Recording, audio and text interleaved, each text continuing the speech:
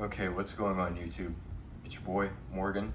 It's a very, very rainy day here in Hawaii, so we're staying in, but I wanted to take this time to talk about 5 mistakes that I believe are present in watch collecting.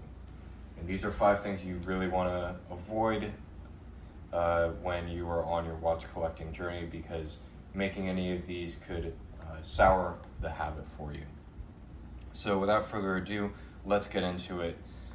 The first mistake when it comes to buying watches is to buy them using credit card debt. So this is a bad idea for 2 reasons. Mainly being that watches are a want and not a need. Nobody needs a watch anymore, and any watch collector that you talk to will also understand this and recognize it. Nobody needs a watch anymore. Our phones tell the time way better. Our phones can perform the functions of a chronograph way better. They can tell us what day it is. They can tell us what date it is more reliably. And nobody truly needs a watch in the 21st century. We only want to have watches because they're nice things to have. So buying watches on credit card debt is inadvisable in that respect. Secondly, and even more so, watches can be extremely expensive. It doesn't matter if you're buying a cheap Seiko or a very expensive Omega. The watches that you buy do add up in value. They can definitely add up, and if you are putting those expenses onto a line of credit, that can get out of control pretty quickly if you're not careful. So make sure to buy what you can afford first of all, and if you can't afford to pay for the watch in cash, then don't buy it. So the second mistake that people make in watch collecting is selling their watches way too quickly. So I've seen a lot of videos about people in the watch collecting space acquiring pieces and then selling them at a very fast rate. And there's never really much consistency in their collections, which I think is not really a good thing. Because for one thing, if I make an expensive watch purchase, like any of these Omegas here, and then I suddenly decide that I'm going to sell the Omega because in that moment I may not care for it anymore, those feelings might change and I might start to miss that particular watch. And then I would have to spend even more money to get that watch back and then replace it in my collection. So shifting around watches in your collection at too fast of a rate is never really a good thing, and selling your watches way too quickly will, in my opinion, only cost you a lot more in the long run. So have some constancy, have some patience, and wait it out. The third mistake when it comes to watch collecting is buying way too fast. And this is definitely a mistake that I'm guilty of, so that's why I'm including it in this video. But the watches that you see here were all acquired within about the space of 5 or so months. So I bought this Omega Seamaster 300M in November of 2022. Then the second Omega Planet Ocean I acquired in December. The Seiko I acquired in, I believe April of 23. And then this G-Shock, I can't remember when I got it, but it was around that same time frame. So that's a lot of money that I just dropped right there on these watches. And I love all of them. They're great watches. I don't plan on getting rid of them at any time soon. They're going to stay in the collection for an extremely long time, as long as I can have them and keep them.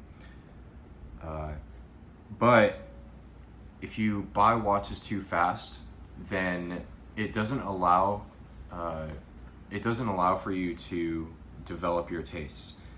You need to take things slowly, because people's preferences for certain watches or certain styles of watches change over time.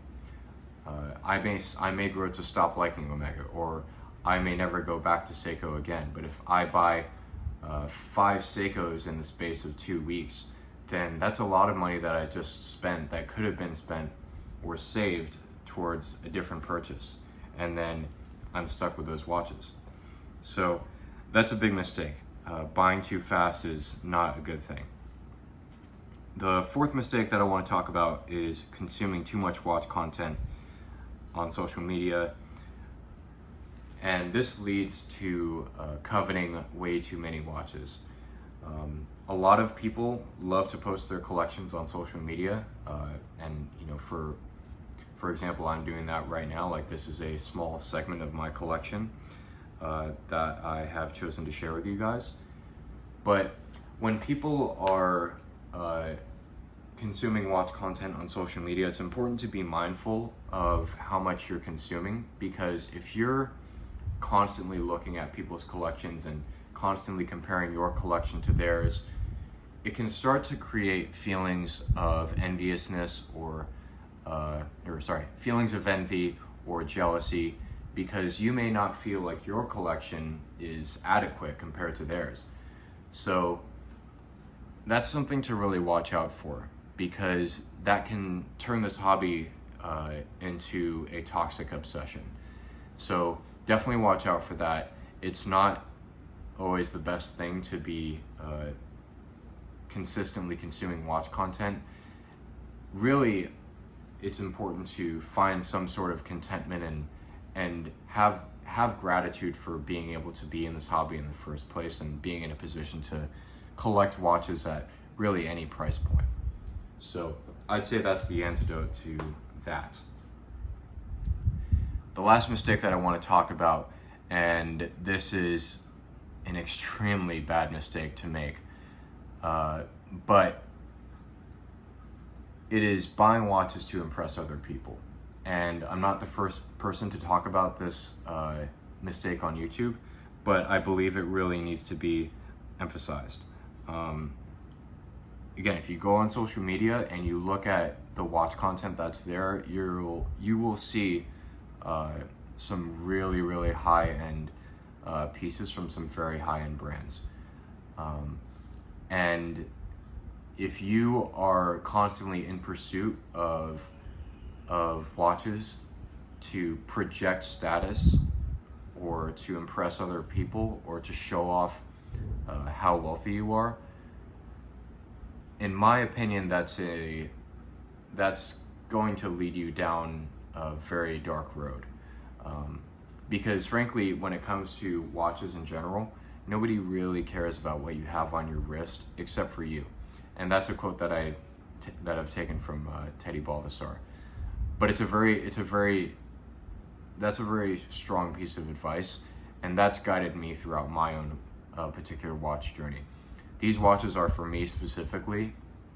I bought them because I like them and I like to wear them. And when it comes down to, what I'm going to purchase next, that's my main guiding factor is, do I like this watch? Can I afford it? And am I going to wear it? If I can say yes to those questions, then I will buy the watch. The question I never ask myself, and the question you should not ask yourself when it comes to buying watches, is, will other people respect me more if I buy this watch? Don't ever allow yourself don't ever allow yourself to get into that position, is what I'm saying. Because again, this hobby is for you specifically, and it's for your own personal enjoyment. It's not meant to cause you any amount of stress, whether that be financially or psychologically. So I hope you guys enjoyed this video. That is the end of my list. I hope these pieces of advice really helped you guys. I think they're a good reminder, and there are things that you need to keep in mind as you progress through this hobby. So if you enjoyed this video, please give the like down at the bottom. If you agree or disagree with any of my points, please comment. And thanks again for watching. I'm out.